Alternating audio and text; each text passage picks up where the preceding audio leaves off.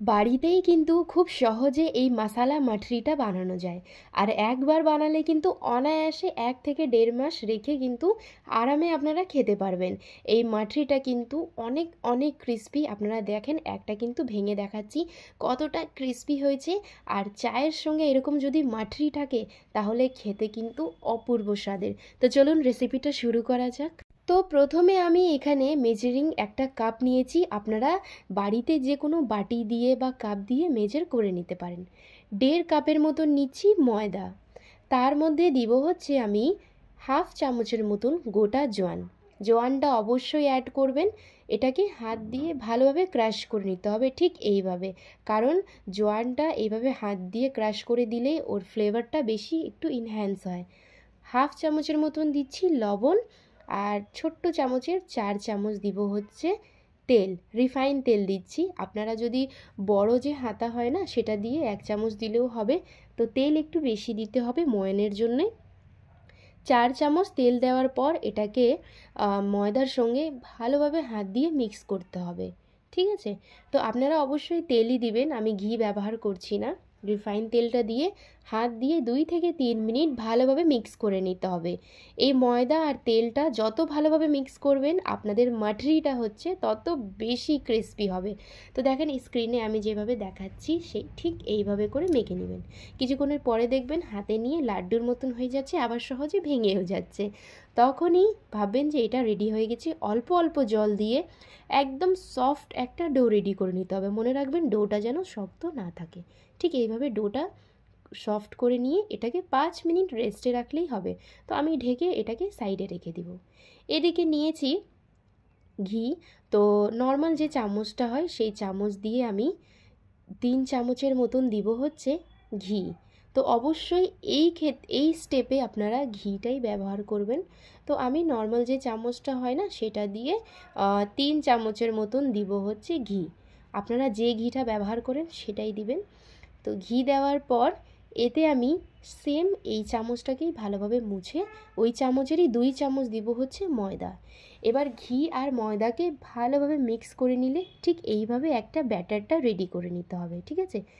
3 চামচ ঘিতে 2 চামচ ময়দা। তো মেজারিংটা কিন্তু এইভাবেই থাকবে।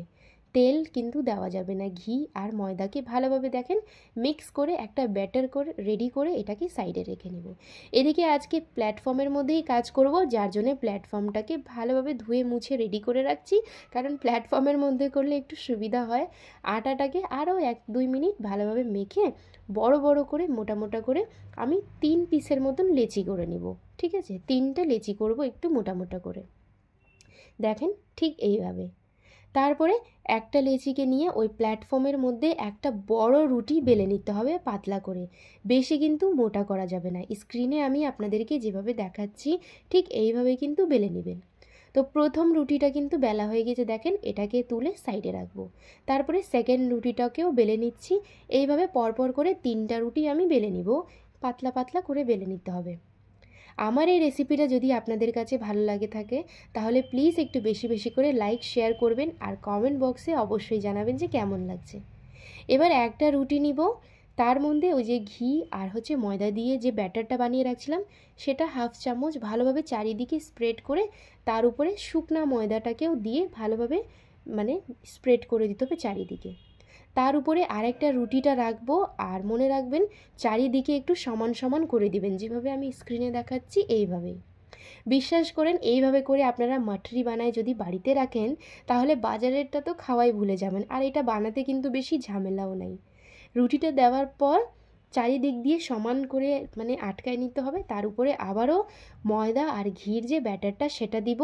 শুকনা ময়দাটা মানে একটু শুকনা ময়দাটা দিয়ে সেটাকেও মিক্স করে তার উপরে আরেকটা রুটি দিব। তারপরে সেই 3 নাম্বার যে রুটিটা ছিল সেটা দেওয়ার পর আমি এই বেলনা দিয়ে একদম আলতো হাতে, বেশি শক্ত হাতে না, আলতো হাতে একটু বেলে একটু বড় করে নিচ্ছি।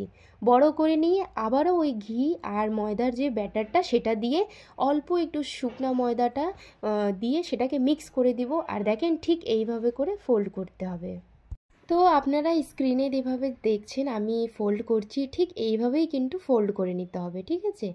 তো এক সাইডে প্রথমে ফোল্ড করেছি, তার উপরে অল্প একটু এই ব্যাটারটা আর শুকনা ময়দাটা দিয়ে মিক্স করে আবার এক সাইডেরটা ফোল্ড করলাম, ফোল্ড করে তার উপরে আবার ওই লিকুইড যে ব্যাটারটা দিয়ে শুকনা ময়দাটা দিয়ে দুই সাইড দিয়ে কিন্তু এইভাবে একটা চারকোনা টাইপের যেরকম আপনারা পরোটা বানান না, ঠিক ওইভাবে শেপ করে নিতে হবে। আর চারদিক দিয়ে একটু মানে এক্সট্রা যেগুলো বেরোয় আছে হাত দিয়ে ওগুলোকে একটু চেপে চেপে ভেতরের দিকে করে একদমই আলতো হাতে বেলনা দিয়ে এটাকে বেলে একটু বড় করে নিতে হবে। মনে রাখবেন বেশি শক্ত করে কিন্তু বেলা যাবে না, নাহলে মাটির যে লেয়ারগুলো হয় না সেগুলো কিন্তু খুলবে না। একদমই আলতো হাতে এটাকে বেলে নিয়ে একটু বড় করে নিব ব্যাস। আর একটু মোটাই থাকবে, বেশি পাতলা কিন্তু থাকবে না, ঠিক আছে? বেশি বড় করা যাবে না, অল্প একটু বড় করতে হবে। আর আপনারা দেখবেন আপনার এই আটাটা একটু মোটাই থাকবে। যে কোনো কুকি কাটার বা পিৎজা কাটার বা যে কোনো চাকু দিয়ে আপনারা কেটে নেবেন। একটু বড় বড় করে কেটে নিচ্ছি, দেখেন ঠিক এইভাবে, ঠিক আছে? এইভাবে করে কেটে নিচ্ছি। আবারও আমি সাইড দিয়ে একটু কাটবো, কারণ আমার মনে হচ্ছিল যে বেশি বড় হয়ে যাচ্ছে মাটরিগুলো। এভাবে কেটে একদম ছোট ছোট করে দিচ্ছি। একটা তুলে দেখাচ্ছি, দেখেন কত সুন্দর হয়েছে। আর এক একটা মাটরিগুলো নিয়ে আঙুলের সাইজে মানে আঙুলের সাহায্যে একটু সাইজগুলো একটু সমান সমান করে দিবেন, এতে দেখতে ভালো লাগে তো এই জন্য। আর সব সাইজগুলো ইকুয়াল হবে আপনাদের মাটরির। সব মাটরিগুলো আমি থালায় নিয়ে নিচ্ছি, দেখেন কতগুলো হয়েছে, এক থালার মতন। এদিকে আগে থেকেই তেলটাকে হাই হিটে গরম করে প্রথমে মাটরিগুলো যখন তেলের মধ্যে দিবেন আঁচটা মনে থাকে একদমই হালকা হিটে করতে হবে, না হলে কিন্তু উপর আর নিচ থেকে তো কালার ঠিকই আসবে কিন্তু মাটরিটা ক্রিস্পি হবে না, একদম মানে নরম হয়ে যাবে। হালকা হিটে দেখেন মাটরিগুলোকে ভেজে নিব। কত সুন্দর লেয়ারগুলো তেলের মধ্যে গিয়ে গিয়ে খুলে গেছে দেখেন। আর এত এত টেস্ট হয় এই মাটরিগুলো যে আমি কি বলবো, মানে চায়ের সঙ্গে যদি আপনারা এগুলো সার্ভ করেন খেতে কিন্তু অনেক ভালো। আর 1 মাস থেকে 1.5 মাস অবধি আপনারা এটাকে যে কোনো এয়ার কন্টেনার মানে বোতলের মধ্যে বা বক্সের মধ্যে ভরে এটাকে রেখে দেবেন। ভালো মতন ভেজে নিয়ে একদম লাল লাল করে ভাজতে হবে, একদমই হালকা হিটে। তো এক একটা ব্যাচ ভাজতে গিয়ে আমার 7 থেকে 8 মিনিটের মতন সময় লেগেছে। লাল লাল করে ভেজে নিচ্ছি। তারপরে এগুলোকে তুলে একটা প্রথমে টিস্যু পেপারের মধ্যে রাখবেন যাতে এক্সট্রা অয়েলগুলো বেরিয়ে আসবে, ঠিক আছে? আর একদম যখন ঠান্ডা হয়ে যাবে বাইরে এগুলোকে ছেড়ে দিবেন 1 থেকে 1.5 ঘন্টা, মানে রুম টেম্পারেচারে। যখন পুরো ঠান্ডা হয়ে আসবে তারপরে এটাকে যে কোনো কাচের বয়াম বা এয়ার কন্টেনারের বক্সগুলোতে ভরে রেখে দিতে পারেন। এদিকে কিন্তু 7 থেকে 8 মিনিট পর আমার কিন্তু মাটরিগুলো ভাজা হয়ে গেছে, দেখেন কত সুন্দর লেয়ারগুলো খুলে খুলে আসছে। এগুলোকে তুলে আমি একটা ঝুড়ির মধ্যে টিস্যু পেপার দিয়ে আগে থেকে রেডি করে রাখছিলাম, এগুলোতে দিয়ে দিব। আমার চ্যানেলে আপনারা যারা নতুন আছেন প্লিজ আমার ইউটিউব চ্যানেল madhav.priyanka vlog একটু সাবস্ক্রাইব করে দিবেন। আর আমার এই রেসিপিগুলোকে আপনারা শেয়ার করছেন না, প্লিজ একটু বেশি বেশি করে শেয়ার করে দিবেন। তো সেকেন্ড ব্যাচটাকেও আমি ঠিক এইভাবে ভেজে হালকা হিটে আমি তুলে রেখে নেব। এদিকে দেখেন সম্পূর্ণ মাটরিগুলো কিন্তু ভাজা হয়ে গেছে, কতটা ক্রিস্পি হয়েছে আমি একটা আপনাদেরকে ভেঙে দেখাচ্ছি। আর লেয়ারগুলো দেখেন কত সুন্দর খুলে খুলে আসছে না, দেখেন কতটা ক্রিস্পি হয়েছে, মানে হাতে নেওয়ার সঙ্গে সঙ্গে ভেঙে যাচ্ছে। এত এত টেস্ট হয় যে আমি আপনাকে কী আর বলবো।